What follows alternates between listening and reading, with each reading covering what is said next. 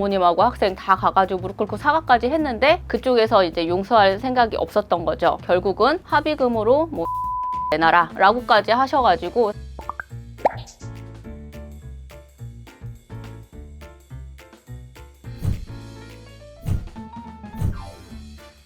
학폭도 이런 학폭 저런 학폭 종류가 다양한가요? 학폭이라고 하면 더글로리처럼 뭐 고데기로 지지고 끌고 가서 때리고 뭐 이런 것만 학폭이라고 생각을 하는데 이제 실제로 학교폭력 예방법에 보면은 뭐 상해 폭행도 물론 학교폭력이지만 사이버 폭력, 뭐 성폭력, 그다음 뭐 따돌림, 언어폭력 다 학교폭력이에요. 그러니까 심각한 것만 학교폭력이 아니라 언어폭력이 학교폭력 그 신고되는 거에 40%가 넘어요. 돈 뺏는 것도 요즘에도 하나요? 돈을 뺏는 경우도 있고 요즘에는 아이들이 에어팟 그게 고가잖아요. 그리고 작기도 하고 그러니까 그거에 대한 절도라든가 그거를 뺏거나 하는 경우들도 있어요. 뭐 노는 애들 막 날라리 같은 애들만 할 것 같은데 아무래도 그런 애들이 학폭하는 비율이 높긴 한가요? 꼭 그런 거는 아니라는 게 학교 폭력이 형사적인 그런 범죄보다 범주가 굉장히 넓어요. 아까 말씀드린 것처럼 형법상 따돌림이라는 범죄 없습니다. 근데 따돌림은 학교 폭력이에요. 그러다 보니까 여러 가지 사건들이 정신적으로 충격을 줬다? 그것도 학교 폭력이 돼요. 그러니까 공부 잘하고 모범생인데도 학폭을 한다고요? 그렇죠. 전국에 있는 특목고 학생들, 서울대 갈 애들, 뭐 카이스트 갈 애들, 뭐 이런 애들도 굉장히 많았어요. 신고를 하는 학생 측도 공부를 잘하는 경우가 있고 아니면 상대방 학생이 공부를 잘하는 걸 알고 학교 폭력 절차를 이용을 해서 그 친구를 좀 혼내주고 싶어하는 그런 경향이 있기도 하죠. 이제 모범생들이 학폭 가해자로 이제 연루될 때 주로 모범생들은 이런 걸 많이 하더라 하는 경향성이 있나요? 부모님들의 경제력을 무시를 할 수가 없어요. 그러다 보니까 뭐 모범생들이 당연히 입시에 영향이 있기 때문에 많이 오기는 하는데 모범생들 같은 경우에는 뭐 글로리 같은 그런 사건들보다는 사이버 폭력이라든가 공부를 잘해도 성적인 호기심은 있기 때문에 성 문제는 좀 있습니다. 학폭 가해자가 이제 확정됐다 하면 대학 진학에도 영향이 있나요? 당연히 영향이 있죠. 지금 현재 법상으로는 고등학교 3학년 8월 달에 생기부 마감이 되거든요. 그때까지 생기부에 기재된 걸로 수시 접수를 해요. 그럼 그 학교폭력 기재가 돼 있으면 당연히 불리하죠. 지금까지는 생기부에 기재가 됐더라도 졸업 후 2년이면 삭제를 해줬어요. 근데 2025년부터는 졸업 후 4년이 지나야 삭제를 해줘요. 그게 무슨 얘기냐면 중학교 때 내가 학교폭력 가해자였어. 그걸로 인해서 대학교 못 간다는 얘기예요. 정시, 수시 다 반영을 한다고 했으니까. 그렇기 때문에 학교폭력 가해자라는 딱지가 굉장히 좋은 글씨처럼 남아있을 수밖에 없는 거죠. 그게 지금 사회 분위기상으로도 더 지금 심화되고 있는 상황인 거고요. 부모가 돈을 많이 쓰고 좋은 변호사를 선임해서 적극적으로 대응을 하는지 아니면 소극적으로 하는지에 따라서 결과가 많이 차이가 나요? 결과 분명히 차이가 있습니다. 이제 돈을 많이 쓰고 뭐 적게 쓰고 그런 개념보다는 우선 어떤 변호사를 만나느냐. 변호사는 치약 사고 뭐 그런 공산품 사는 게 아니잖아요. 변호사의 정성과 뭐 시간을 사가지고 결국은 그 사건에 투입을 하게 되는 건데 그렇기 때문에 얼마나 경험을 많이 하고 노하고 있느냐 이게 굉장히 중요한 거예요. 그래서 이제 학교폭력 같은 경우에는 전문적으로 하시는 분들이 많지가 않고 경험이 많지 않은 분들이 학교폭력을 하시다 보면은 굉장히 사소한 거에서 잘못된 접근 방법으로 가는 경우들이 있어요. 그렇다 보니까 사실은 학교폭력 같은 경우에는 이제 전문성이 완전히 달라요. 그냥 일반 형사법하고도 완전히 다르기 때문에 학교폭력 사건을 좀 많이 접한 변호사를 선임하는 게 굉장히 중요하죠. 어떻게든 구제시키려고 막 돈을 뭐 이만큼까지도 쓰더라 이런 경우는 보셨나요? 그건 사건에 따라서 다른 거기 때문에 이제 단계별로 뭐 아니면 그 사건에 따라서 맞춰서 쓰는 거기 때문에 그렇긴 하지만 많이 쓰시는 분들 같은 경우에는 뭐 억대를 쓰시기도 하죠, 사실. 저희가 했던 학생 같은 경우에 사실 굉장히 좋은 학교를 다니는 학생이었고 무릎 꿇고 진짜로 사과까지 했어요. 부모님하고 학생 다 가가지고 무릎 꿇고 사과까지 했는데 그쪽에서 이제 용서할 생각이 없었던 거죠. 결국은 합의금으로 뭐 1억 6천을 내놔라 라고까지 하셔가지고 사실 그 정도의 경제력이 되지는 않았기 때문에 합의금 없이 사건을 처리했는데 뭐 잘 끝나긴 했지만 마음고생 너무 많이 하셨죠. 그때 그 학생이 공부를 워낙 잘했기 때문에. 어머니는 진짜 마음고생 너무 심할 것 같아요. 저희 찾아오시는 어머니들 보면은 최소 3kg에서 뭐 많은 경우 15kg까지도 빠지셔요.